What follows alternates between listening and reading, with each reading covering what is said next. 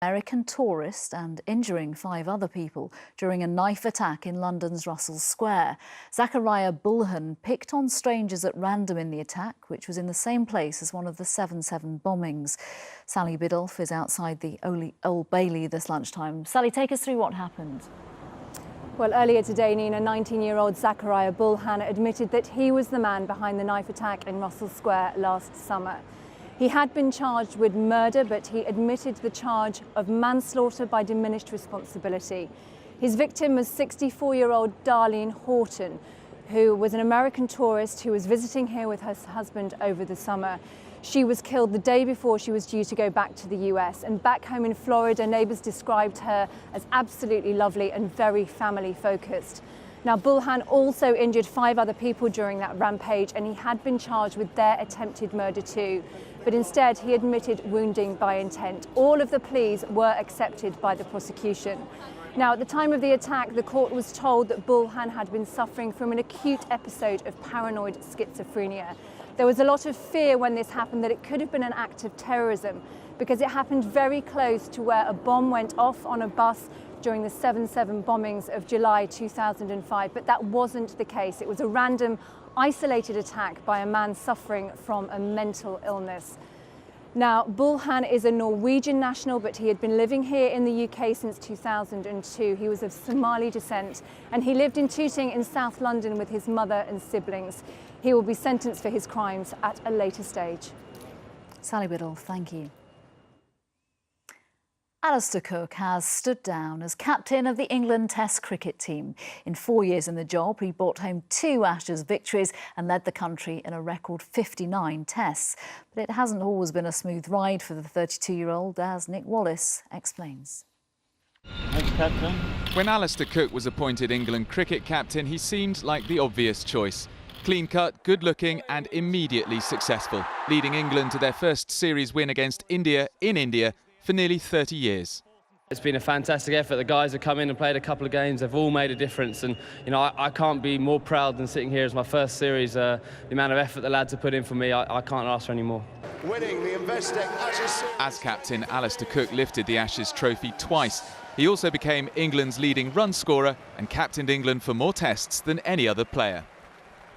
It wasn't all plain sailing. Midway through his captaincy, Cook had to deal with Kevin Pietersen, or rather the star player's ego, supporting the decision to eject Pietersen from the England setup, a rift which split English cricket. But friend and mentor Graham Gooch believes Alistair Cook's place in history is assured. You're going to look at other players and think they're more exciting players, they're easier on the eye and they entertain more, but he has to be right up there at the pinnacle almost, because he's got more runs than anyone else for England, and he's a guy you can really count on to do the job for you. He's been one of the all-time great England players. Alistair Cook's recent trip to Buckingham Palace, where he received a CBE, will be his last accolade as captain. But at the age of just 32, both he and the England selectors are hoping he will continue to score runs at the highest level and break more records in the process. Nick Wallace, ITV News. 2 men and a teenage boy have pleaded guilty to racially abusing an American soldier on a busy rush-hour tram in Manchester. Commuters were shocked when the trio insulted the man, and a video of the incident was shared thousands of times online. Damon Green has been in court this morning. Damon, what happened in court?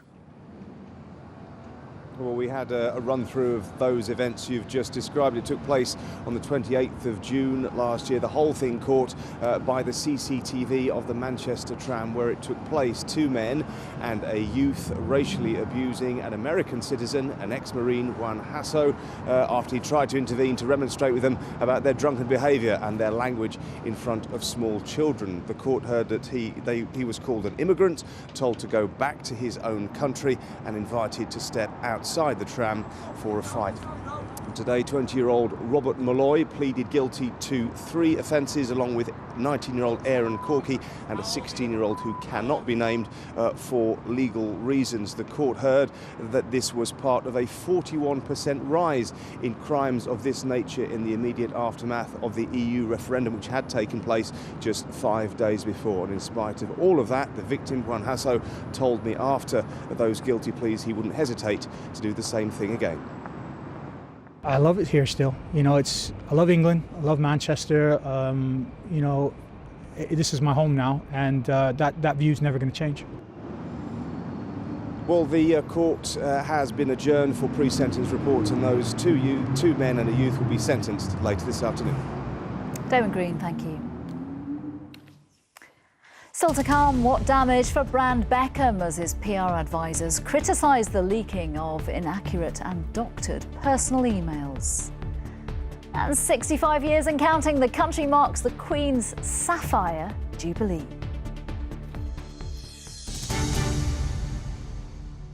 But first, 3 months after the so-called Calais jungle was cleared, it has emerged that hundreds of refugees have returned and are once again trying to travel to Britain. But with the camp now closed, many migrants are so desperate they've resorted to sleeping in shrubland.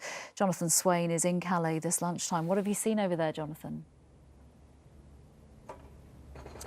Well, Nina, we all know that the migrant crisis hasn't gone away, but it is slowly returning back here to Calais. This weekend, we've seen how the migrants now operate surreptitiously here. They're no longer walking brazenly around the town as they once did when the jungle was here. Now they fear being arrested by the police. And the ones that we've spoken to, Nina, have told us that, look, we don't want to claim asylum here in France. The aim is to cross this bit of water and set up a new life in the UK. Well, we've seen that during the day they hide away, but at night they come out, and that's when they make their bid for Britain. Hiding. There's a group of 3 of them down here. In the dark, we found the desire and determination to get to Britain has not diminished. Here he is. Here they are. 3 of them. Which lorry are you going on tonight? But after being spotted, they quickly run for cover. But walking around this lorry park, we soon found many others. Some, though, were more hostile to being filmed. What are you hoping to do? Go on the lorries tonight? Hey! Wait. With migrants now returning to Calais, police are now stepping up their searches on lorries. Some things, though, have changed here. Well, this is all that's left of the Calais jungle now. It's been completely flattened, and those that are slowly making their way back to this port town say they can no longer live out in the open.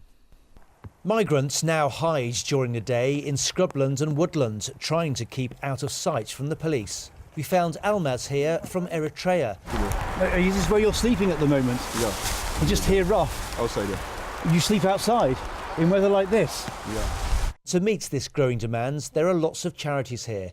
Help Refugees still runs this warehouse full of aid. It has piles of essentials and also a working kitchen. To supply hot food to the Calais jungle, and now they do hot food for the Dunkirk camp and for the Calais, for people sleeping on the streets in Calais. This is every day. This is now a magnet, isn't it, for migrants to come here, and they know they're going to get help. We've been really wrestling with what is the right thing to do, and we decided not to give out tents, partly for that reason. It's difficult to know the exact number of migrants here, but there is growing support and aid for them. Another crisis in Calais may not be too far away. Jonathan Swain, ITV News, Calais. Donald Trump has until the end of today to present new arguments over his travel ban on nationals from 7 predominantly Muslim countries. The US president has criticised the decision of court judges who blocked the ban after ruling it was unconstitutional. And here, Theresa May has welcomed the Israeli Prime Minister Benjamin Netanyahu to Downing Street. Their talks are expected to centre on trade, but it's thought Mr Netanyahu will also urge her to support a tougher stance on Iran. David Beckham's PR team have been giving details about an attempt to blackmail them over personal emails he wrote that were leaked by hackers. In the messages, the former England captain is apparently critical of the Honours Committee for not awarding him a knighthood. Now his advisers have claimed they were told to pay €1 million to keep the emails private. They also say the messages were doctored, taken out of context and gave a deliberately inaccurate picture. Mark Bukowski is a public relations expert who has helped advise some of the country's best-known companies and celebrities. He joins me now. More revelations. How damaging is all this for Brand Beckham? Well, it's a bit too early to say yet. I think that clearly these have been unhelpful stories. But the way that they've been positing the leak and the way the blackmail has gone on has made a lot of people think twice about it. If you look at David Beckham, he has phenomenal social media channels, 35 million on Instagram, 49 million on Facebook, and they'll be using those using the challenges, you know, to doubt that through the social media. Our own metrics show that there's only a 10% drop in his brand equity at the moment. But if there's more, then we'll take another view of it. But he's a very powerful brand outside this country, and these headlines of the British press don't really leak out into the Far East where his heartland is. If there are more, how will his PR team right now be dealing with the fact that this could be potentially the tip of the iceberg? Well, they'll be panicking, or they'll be trying to take a route, you know, and looking for an option outside of this. I mean, bad publicity. If you talk about how, you know, the President of the United States, who dealt with his bad publicity, you know, didn't stop him getting into power, and also used the challenges of social media in a very different sort of way. So it depends on what the story is, and you can't evaluate that until you actually see it, and then you've got to move incredibly quickly, and you've got to look for support outside for help in terms of the people who support him. We've seen a few of those today, people like the charities and other newspapers. UNICEF have come out backing their guy. What about this defence that the emails were doctored? Will people believe that? Will they buy that? I think people are very suspicious of leaked emails, and they don't particularly like the idea of these thefts. Cybersecurity is a massive issue now, and you can take anything out of context if you choose to put it into an argument you want people to understand. Whether you're David Beckham or indeed anyone. Mark Bukowski, thank you very much for joining me. Thank you. Finally, this lunchtime, it is another record for Her Majesty the Queen. She's become the first to celebrate a Sapphire Jubilee, marking 65 years since she acceded to the throne following her father's death in 1952. She is spending the day privately at Sandringham, but the country has marked the day with typical pomp and circumstance. Here's Paul Davis. It is a celebration without precedent, marked with a horse-drawn procession of First World War artillery in Green Park, just outside Buckingham Palace. A spectacular gun salute for the record-breaking monarch, honouring yet another unique milestone passed.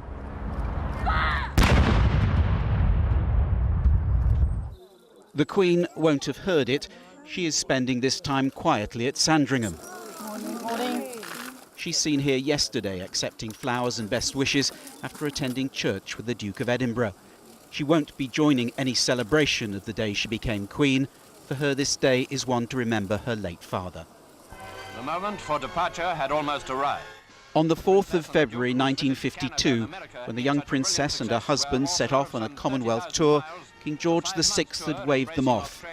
2 days later, he died. And it was as Queen Elizabeth II that his daughter, in mourning, immediately returned to Britain. 65 years on, her reign has exceeded any in history, and it continues. She even dwarfs the great Elizabeth I. I mean, her reign is remarkable. I mean, the sorts of events that she's seen throughout her life, I mean, really anything that happened post, you know, Second World War, she's been at the heart of it. To mark the Sapphire anniversary, this David Bailey portrait of the Queen has been reissued.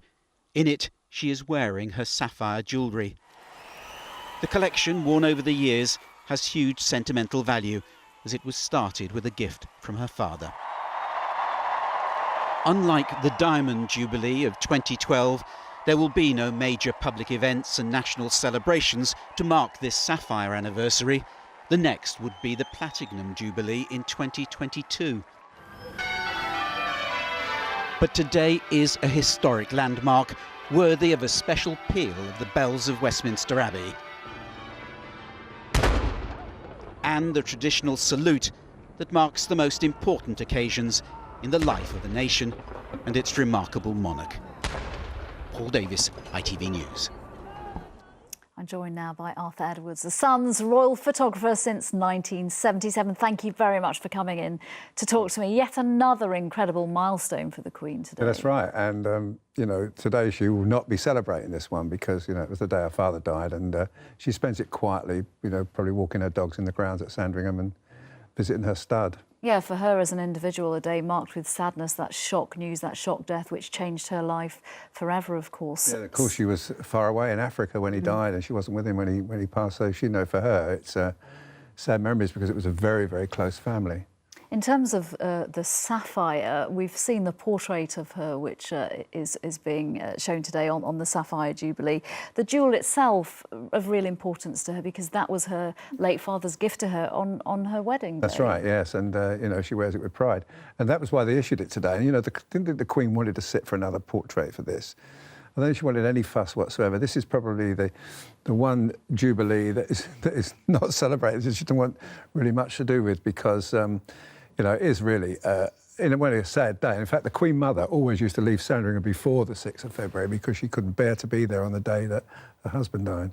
A quiet day at Sandringham for the Queen today for the reasons that you've mentioned. Yeah. But although her schedule has reduced recently, she's still, at 90, very much a working monarch, 65 years old. Yes, I was photographing her yesterday up at Sandringham. She was going to present prizes to some school children and go to church, and she walked the whole length, spoke to everybody in the crowd, and she was laughing and she was really happy, accepting lots and lots of flowers. And she was it's an amazing woman, she just got I've just been given her a programme recently for this year, and it's flat out, she's got so many away days, visiting different parts of the country, Chelsea Flower Show, Leicester for the Maundy service, so she's really, it's been a tremendous year for her, but also for 65 years she's been doing the same thing and never stopping, and the Duke, of course, there's to support her. I think she's going to go. I think she may be our first monarch. We may be celebrating the fact she's 100 and still Queen. Yeah, absolutely. It certainly seems to be heading that way. Well, why not? Edwards. She's in amazing health, and so is the Duke. So, let's hope so. Thank you so much for talking to me. Thank you.